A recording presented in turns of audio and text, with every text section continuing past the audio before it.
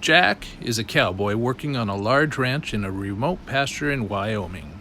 One day, as he's overseeing the livestock on the ranch, a brand new 7 Series BMW suddenly advances toward him, creating an enormous cloud of dust in the process.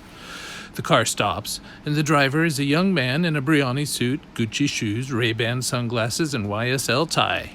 He steps out of the car and says to the cowboy, "If I tell you exactly how many cows and calves you have in your herd, will you give me a calf?" Jack looks at the man, who's obviously a yuppie.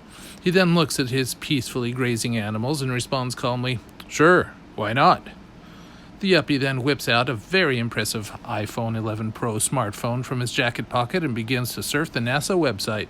Simultaneously, he uses the GPS satellite to get the exact coordinates of his location. He then feeds that back to Google Earth to capture a high-resolution image of this location. The young man then opens the digital image in Photoshop and exports it to an image processing facility in Langley, Virginia.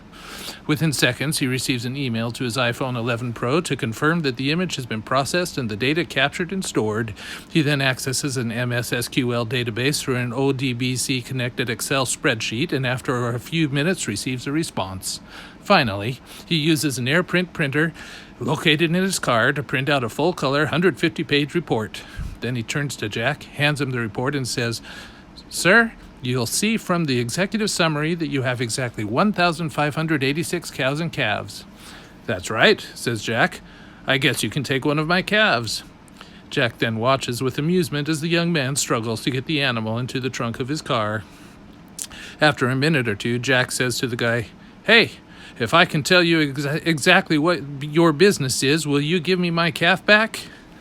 The young man thinks for a second, and then he says, "Sure, why not?"